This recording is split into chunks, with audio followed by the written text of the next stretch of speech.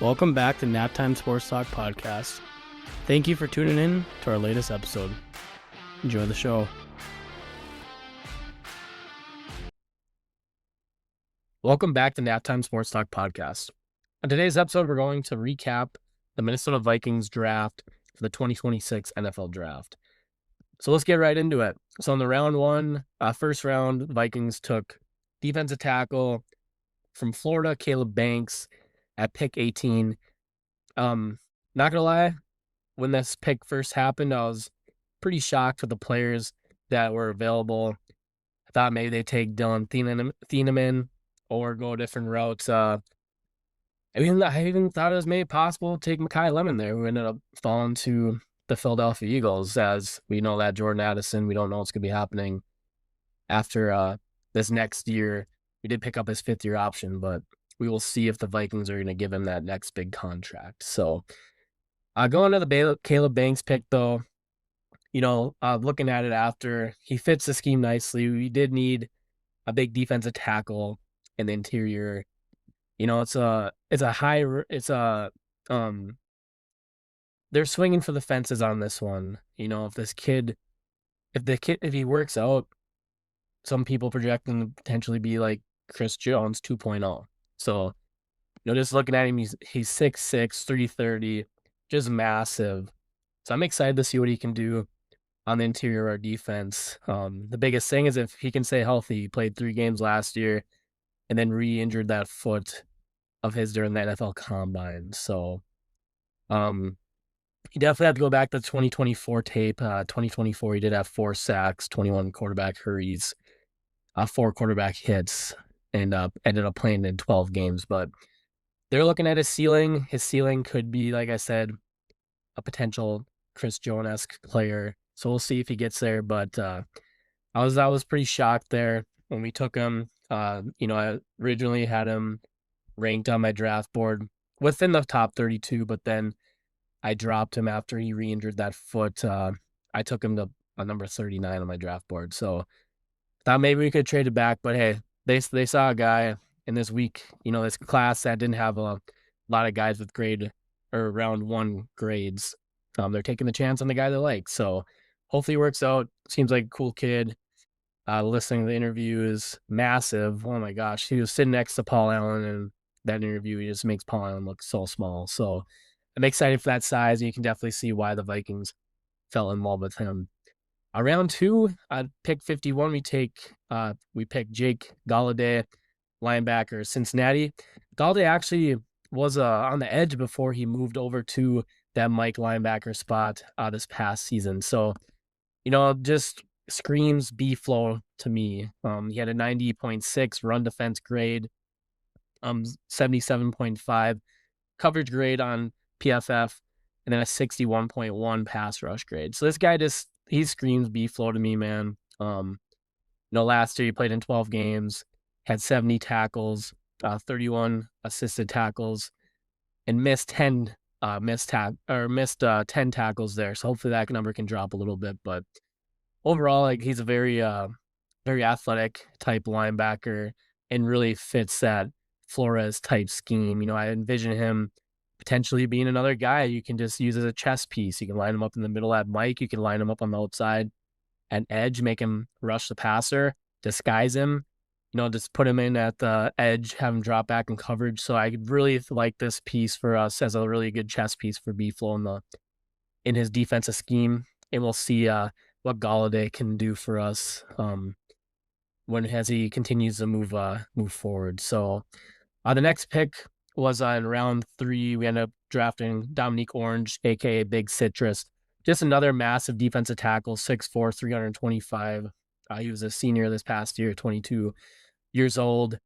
One thing you look at him right away, he eats up blocks and he's pretty solid in the run game.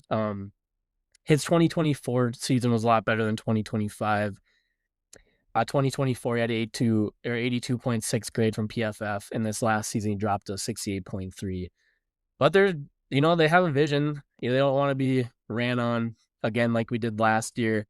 So if we hit on both these guys, they're going to be really tough to run on up the middle, and you can use those rangy linebackers like Galladay, Cashman, and Eric Wilson to go and make tackles on running backs too. So they have a vision of what they want to do. So I'm excited to see how it plays out.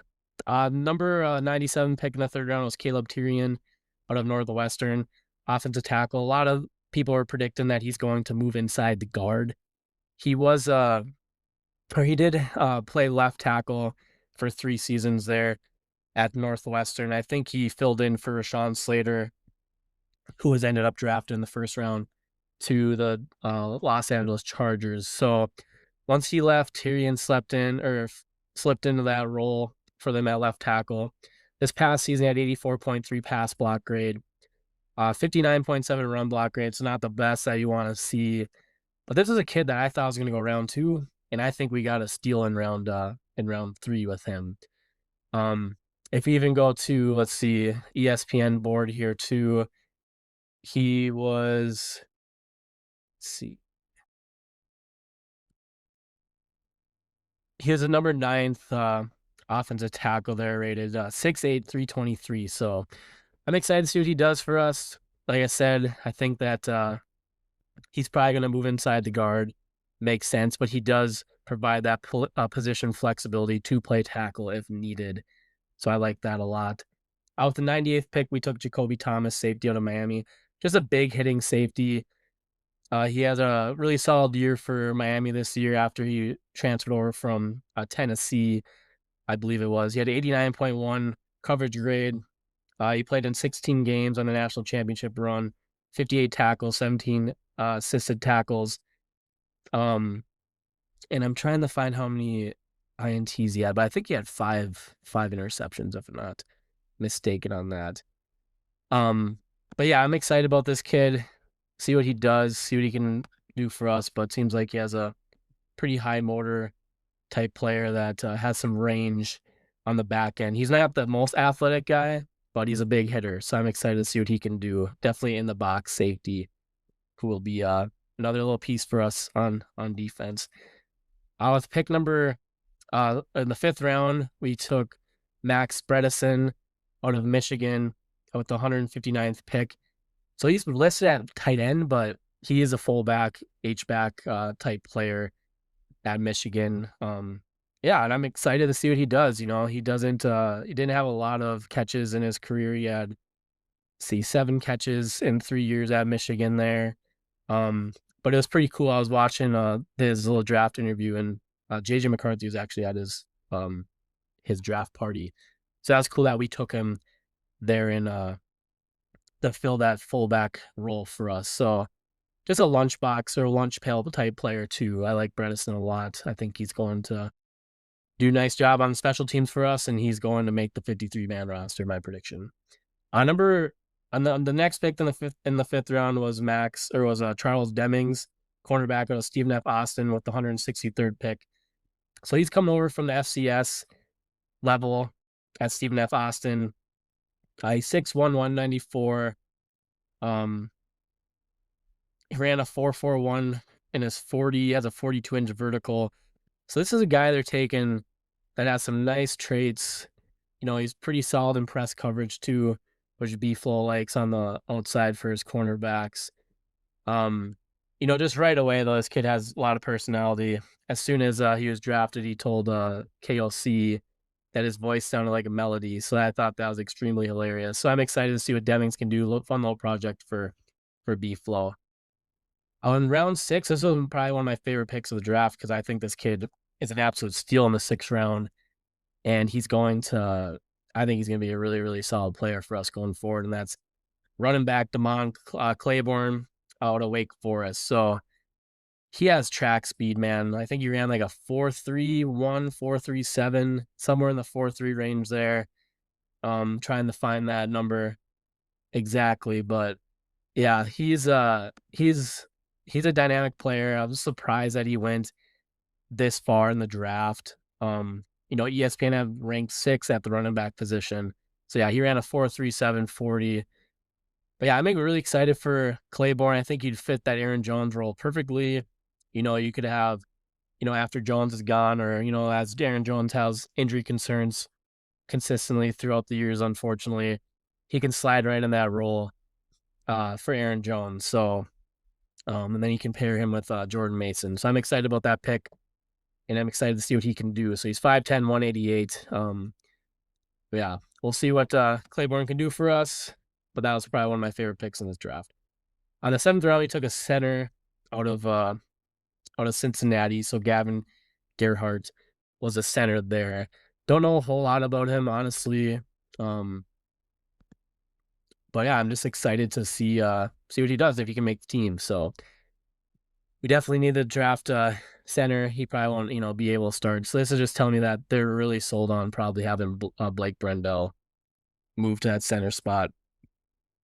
So overall, I thought it was a good draft.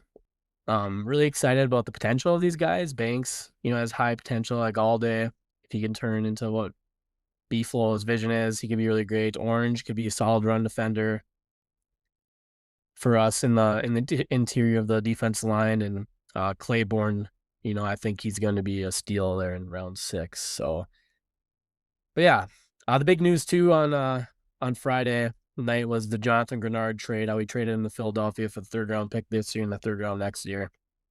A lot of people were pretty upset about that. From what I've heard, Adam Schefter was on the Pat McAfee podcast and was saying that the Vikings were never going to give the money to Grenard that he wanted. So you kind of he wanted a deal. It sounded like they were happy about the money for this year, but going forward, they're going to want more money. And a lot of people are like, well, why didn't we get a 2nd round pick? So it sounded like per Schefter back in early March that the Vikes and the Eagles were in talks around free agency. The Vikings wanted a 2nd round pick for this season or next season. I'm not sure which one it was. I'm guessing it's this year. And the Eagles said, no, we want to give up a 3rd rounder for him for this season. So talk stalled. And then after Thursday night of then the 1st round, sounded like talks started again. And the Vikes got the Eagles to put in that 3rd round pick in 2027. Now, mind you this, yes, it's not a 2nd round pick in 2026, but the talent drop-off between the 2026 class and the 2027 class is pretty big. The top 100, in the 2027 class, looking at it right now, it's obviously is way in advance. We don't know what players are going to be leaving. We don't know what players are going to be staying back. The NIL changes a big time. You look at the Brendan Sorsby kid got $5 million to go down to Texas Tech from Cincinnati for quarterback. So you don't know what's going to happen. But the talent-wise, the 2027 class is much more loaded than it is with the 2026 class. So that 3rd round pick in 2027 could potentially be a more talented type player than in this class. So I'm excited for it. I thought it was a good trade. If he doesn't want to be here, let's trade him off like they did. We want guys that want to be here, that want to be Minnesota Vikings. And right away, he's already talking crap about the Vikings, how, they talk the talk about championships and stuff like that. But in Philadelphia, you can see the championships here and you know what these guys have. So that kind of rubbed me the wrong way. It's like, come on, man. You didn't have to say that kind of stuff. Just kind of take it right to the Vikings fans a little bit. But honestly, I thought it was a good trade. Dallas Turner can slide right into that true speed rush role that Grenard was at. Turner, I thought, excelled in that role last year versus being in that AVG role. So I'm excited for him to be in that role going forward and to see what he can do here in year 3. So we'll see what happens. But yeah, moving on from the draft, we're going to move on to the undrafted free agent signings. So the Vikes drafted or signed 19 undrafted free agents. I'm just going to read them off for you. Marcus Allen, cornerback of North Carolina. Devon Armstead, cornerback out of North Texas. Dylan Bell, wide receiver of Georgia. Steve Smith Sr. Was saying how he really likes Bell and thinks that Georgia did him disservice in a run-heavy offense. So he's kind of predicting him to be a really good steal of an undrafted free agent. So we'll see what he does for us. But excited to see what he does. The next guy, Jordan Botello, outside linebacker from Notre Dame. We'll see if he can make the team. yeah, I would not be shocked to see him not make the 53-man roster, but we'll see. Obviously we'll root for all these kids to be good and do what they can. So, but yeah, I've always struggled to say his last name, Batello. But yeah, look for him coming over to my Notre Dame fighting Irish. Tyreek Chappell, cornerback of Texas A&M. Monkel Goodwin, defense lineman of South Carolina. Shalik Knotts, wide receiver of Maryland. Keeli Lawson, linebacker of Central Florida. Tristan Lee, offense lineman of Clemson. He's a guy that I think could potentially make this squad. We'll see what happens. Delby Lemieux, offense lineman of Dartmouth. K'Jon Owens, running back out of Florida International.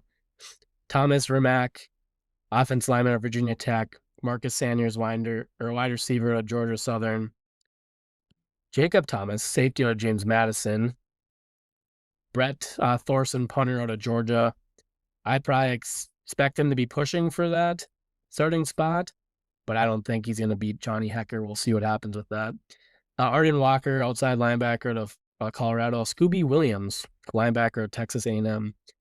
Luke Wysong, wide receiver out of Arizona, is our undrafted free agent class. We'll see if those guys can make any of them can make the 53. And then also we'll see what guys end up making the practice squad too. So it's only April, so we have a lot of time until the football season. Coming up here in August is when training camp will begin, usually late July. So hey, enjoy summertime. I'll see if I come back on here during the summer. If I do, it'd probably be more so talking about the NFL 2027 draft coming up, just highlighting players in certain positions. It's a deep class. We're gonna have to start early on this one. But yeah, if I don't catch you all again here in the future, have a great summer, like I said, and hopefully the Wild can finish off the Stars here in Game 6, and the Wolves find a way to finish off Denver in Game 6 as well with all those injuries that have occurred. So, but yeah, all right. Well, that wraps it up. Like I said, have a good summer. If I don't not back on here, but I'm sure I'll be back on here. So look for that podcast. Hit the bell to be notified as new episodes drop. So, all right. Peace. Straight cash homie. Thank you for listening to our episode. Be sure to give us a follow on Instagram and X at Naptime Sports Talk Podcast for content related to the pod. Thank you for the support.